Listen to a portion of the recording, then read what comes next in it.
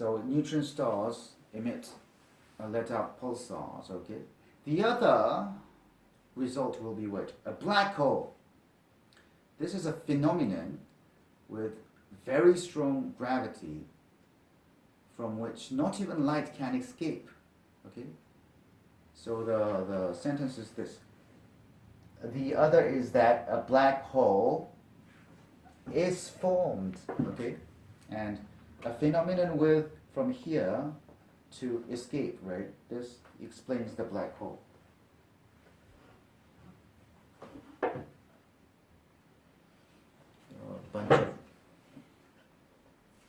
bunch of wires. Okay? So the other phenomenon will be a black hole. It's an extremely strong gravity,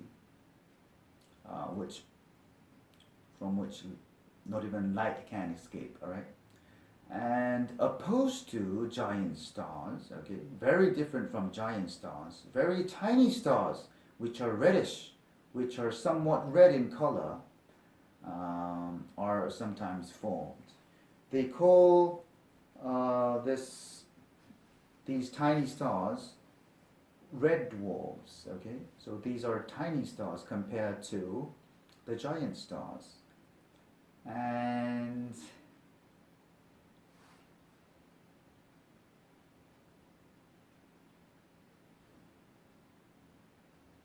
strangely, they burn their hydrogen and helium rather slowly, so they last longer than their much larger cousins do.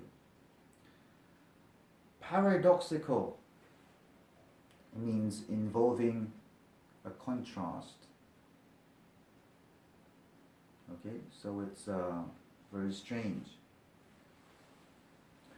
So why is it paradoxical? Because if you think something is small, right, it will have little hydrogen and helium, so it will normally take shorter time to use it all up, right? But it doesn't. It uses the hydrogen and the helium slowly, and it lasts longer than other stars, okay? So what is this part about? This part is about some other type of stars, which is giant stars and the tiny stars. The giant stars use up their hydrogen and helium quickly, and they have shorter lives than the yellow dwarfs like the sun, okay? And some don't actually collapse but explode in supernova. And when this happens, supernova is the explosion of stars, okay? When this happens, there are two possible results. One is a neutron star, which is what is left of the giant star, and neutron star emits pulsars, okay? And these are the pulses of electromagnetic radiation, and you can notice this from Earth. The other result is a black hole. This is a phenomenon. Phenomenon is what happens, something that happens and can be observed, with very strong gravity from which light, not even light can escape, all right? And different from the giant stars, there are tiny stars which are a little red in color, and scientists call them red dwarfs, all right? But strangely, they burn their hydrogen and helium slowly, so they last longer than other types of stars. Do you understand? According to paragraph 1, which of the following is true? A sizable percentage of them may be found in the galaxy, Milky Way galaxy. A sizable, what does that mean? Sizable. Sizable means quite large, all right? Is this right?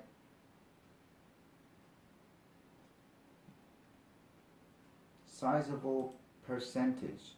No, right? Because Milky Way, there are around 100 billion stars. So it has a lot of stars. But in the whole universe, there are 10 billion galaxies. So it will not have a sizable percentage of stars in the Milky Way. A is wrong. Although there are many types of stars, their life cycles all look the same to one another. Resemble means look similar. This is right, right? However, all stars form in a similar way and they develop through specific stages. So they all have a similar way of forming and progressing and dying, alright? So this is right. 2 is the answer. No, B is the answer. Most of the stars in the galaxy are older than Earth's sun. You don't say anything about this, right? They only say what?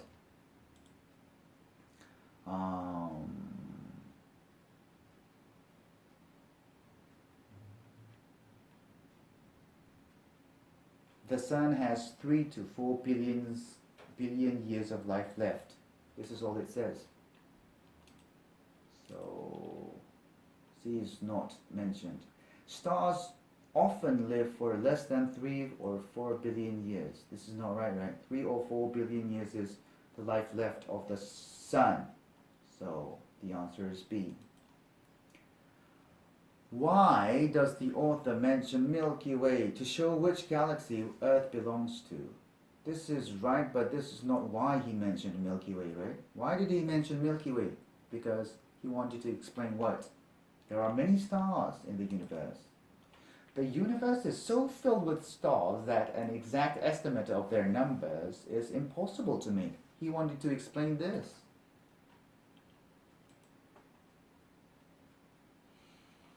So A is not right. To demonstrate, to show how small it is compared to the entire universe. He didn't mention Milky Way to do this. To explain its relation to the other galaxies in the universe. No, right? To emphasize the huge number of stars that lie within it. So this is what? Somewhat related to how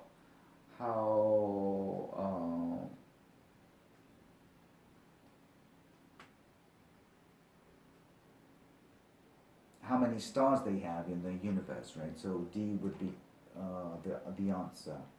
The word contracted in the passage is what? Closest to what? Contract.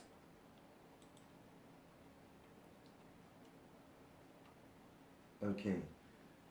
Gravity contracted the gases in the nebula and made it to have a more regular shape.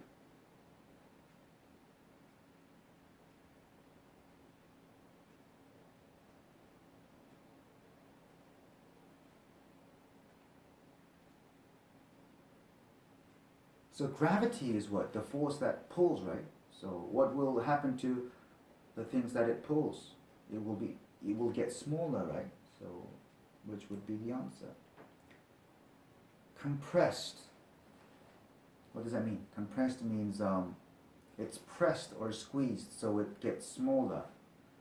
Reduced means to get less in quantity or amount, but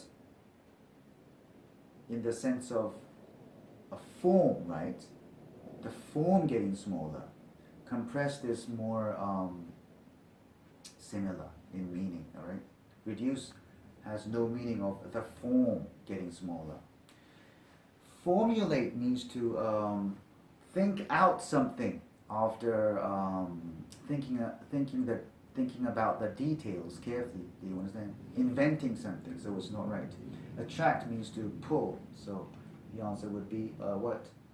Compressed. C, right? Which of the following can be inferred about the Big Bang in paragraph 2? The fact that it occurred has been verified by astronomers. What does that mean? Verified. Verify means to check if it's true. It's not check, right? So it's wrong. Astronomers know roughly when it took place. They don't know, right? The location in the universe where it happened is known. The place is known. It's not known, right? No one knows what exactly existed before it happened. This would be right. Why? What does it say? The Big Bang created the universe from a small point in whatever existed before the presence of the universe. In whatever, so they don't know what it is. Okay? They don't know anything about it. So, D would be the answer. In paragraph 2, the author's description of the first stage of star formation mentions which of the following? It happened when nebulae were created by various gases. This is right, right?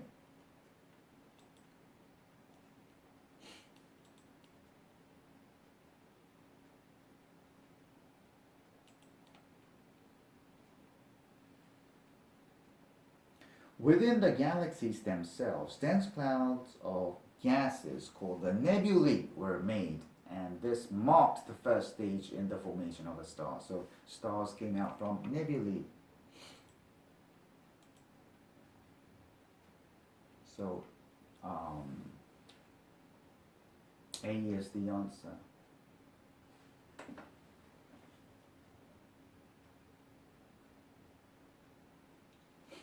It took place over a period of billions of years after the Big Bang. They don't say anything about this, right? But there's something about the time, which is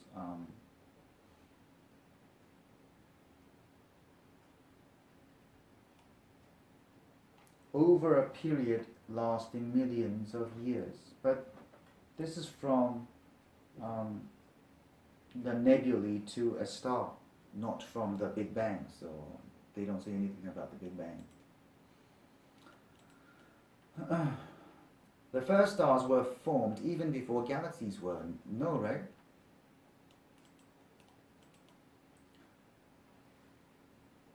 The condensing clouds of the elements formed galaxies, and from inside the galaxies, the dense clouds called nebulae were formed, making the first stage in the formation of a star. So galaxy is before the nebulae, so it's wrong. Gravity plays a minor role in helping a star to form. Minor means not important than others in a situation. Is this right?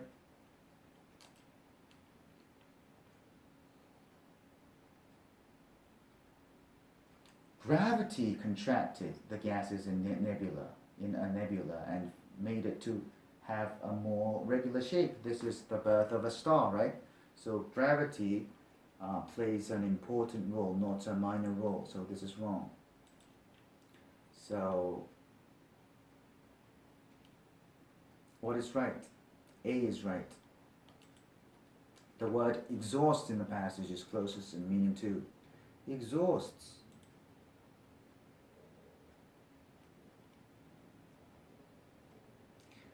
The star eventually exhausts the supply of hydrogen, and the nuclear reaction reduces until they come to a stop. After using all of the hydrogen, right? That would be the meaning, after using all of the hydrogen. So what is expend? It has the meaning of spending or using time, energy, or money. So A is the answer. Extol means praising something enthusiastically. Okay, so this is not right.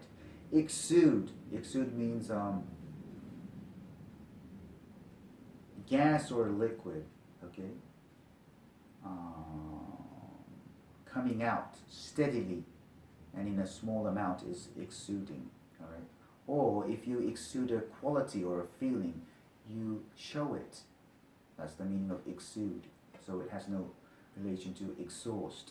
Excerpt is not a verb, alright? Excerpt is a small part taken out from a larger writing or a music, okay? A small part, so it's not the answer. A is the answer.